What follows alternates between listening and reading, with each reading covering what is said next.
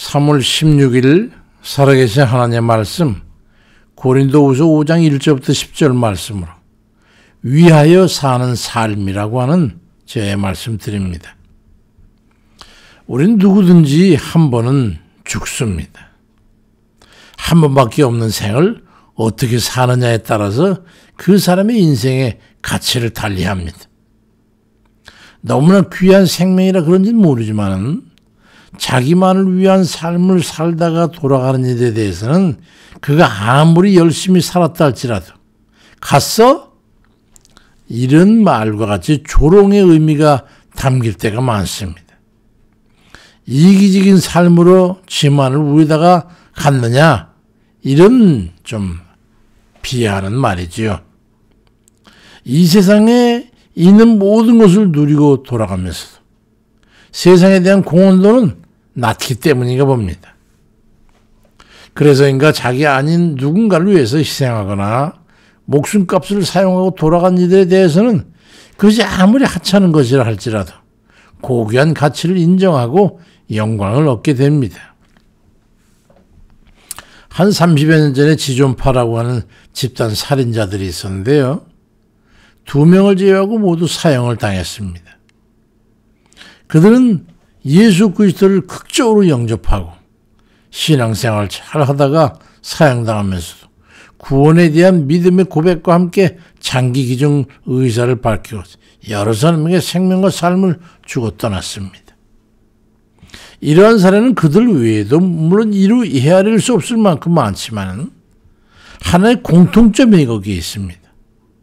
하나같이 악한 일로 제어된 그런 죄인들이긴 하지만 예수 그리스도를 믿고 구주로 모시고 살다가 예수 그리스도의 삶의 핵심인 다른 일을 위해서 자신을 내어주고 생명을 나눠주고 삶을 희생시킨 그런 것과 같이 다른 이들을 유익하게 하고 생을 마감한다는 겁니다. 이러한 인생의 변화는 믿음의 주가 되시는 예수님의 삶이 그를 따르는 이들에게 똑같은 영향을 끼친다고 하는 것임을 알 수 있습니다. 현대인의 성경 에베소 4장 15절에는 오히려 우리는 사랑으로 진리를 말하며 모든 일의 머리 대신 그리스도를 닮아가야 한다고 말씀하는데 이 똑같은 구절을 개역개정 성경에는 오직 사랑 안에서 참된 것을 하여 범사에 그에까지 자랄지라 그는 머리니 곧 그리스도라고 말씀합니다. 예수님께서 살아간 삶처럼 우리도 살아가야 된다는 것을 말씀하는 거죠. 누군가에게 유익을 주는 삶을 살아야 하는 것은 상징합니다. 그 삶이 세상에 대해서 설득력을 갖고 또 선한 영향력을 갖게 되는 겁니다. 그리스도를 닮아가는 삶을 그 방향으로 우리가 걸어가야 합니다. 성경 다음으로 읽혔다는 토마스 캠피스의 그리스도를 본받아라고 하는 이 책은 그리스도인이라면 품어야 하는 생각과 마음 그리고 도덕심과 행함에 대해서 수도사의 삶을 통해 살아가는 그 내용을 담고 있습니다.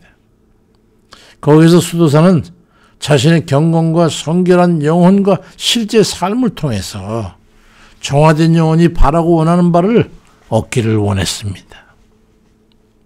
사도행전 2장 26절에 그러므로 내 마음이 기뻐하였고 내 혀도 즐거워하였으며 육체도 희망에 거하리니 이는 내 영혼을 음부에 버리지 아니하시며 주의 거룩한 자로 썩음을 당하지 않게 하실 것임이라고 말씀합니다. 얼마나 가치를 높여주겠냐 말이죠. 사도 바울도 고린도후서 5장 9절에서 그런즉 우리는 몸으로 있든지 떠나든지 주를 기쁘시게 하는 자가 되기를 힘쓰노라 이리 말씀합니다. 예수 그리스도 우리 주님께서 살아가는 그 길을 우리는 같은 걸음으로 살아가면서 주를 닮아가는 그런 이들을 주께서 기뻐하시고 또 그 기뻐하시는 그들에게 그 삶을 살아갈 수 있도록 힘을 주시고 기회를 주시고 도와주시기를 기뻐하셨던 겁니다. 그러니까 우리를 통해서 예수 그리스도의 이름으로 하나님께 영광을 돌리는 것은 우리의 삶이 그리스도의 삶을 닮아가야 하는 것임을 의미하고 있는 거죠. 주를 기쁘시게 하는 이들에게 성령의 은혜가 임하게 됩니다. 우리가 어떻게 살아드려야 주께서 기뻐하시겠습니까? 주를 따라 섬겨드리는 삶을 살아드리는 겁니다. 그래서 우리를 일컬어서 주의 종들이라고 일컫는 것입니다. 요한복음 12장 26절에도 사람이 나를 섬기려면 나를 따르라. 나 있는 곳에 나를 섬기는 자도 거기 있으리니 사람이 나를 섬기면 내 아버지께서 그를 귀하게 여기시리라고 말씀합니다. 주께 대해서 섬기는 마음과 의미를 담은 그 삶을 성실하게 살아들이시길 바랍니다.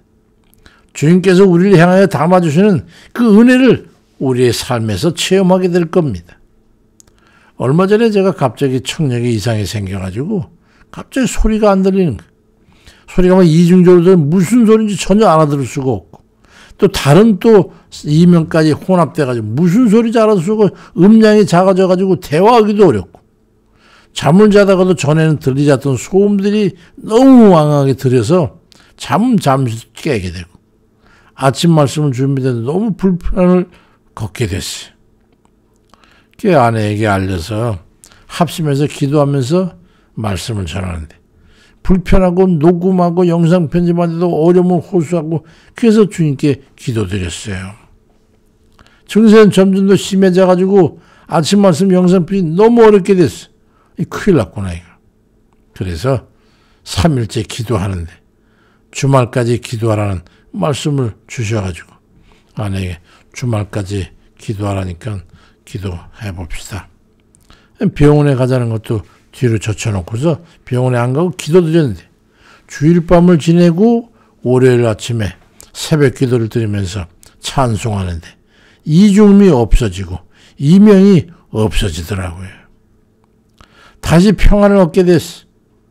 두 가지 측면이 있어요. 하나는 주께서 생전에 살아드린 다른 일을 긍휼히 여기고 돕고 베풀고 복음을 전하신 다른 일을 위해서 헌신 수고 섬기는 삶을 살아야 한다는 것과 또 주께서 기뻐하시는 주의 일을 성실히 수행하는 것이 있을 때에 주의 권능을 힘입게 된다고 하는 거예요. 주를 위해서 그리고 주를 향해 마음을 다해 정성을 가지고 성실히 섬김을 다할 때 주께서 우리의 삶에 힘을 실어주시기 위해서 역사하시는 겁니다. 로마서 12장 11절에 부지런하게 게으르지 말고 열심을 품고 주를 섬기라고 말씀합니다.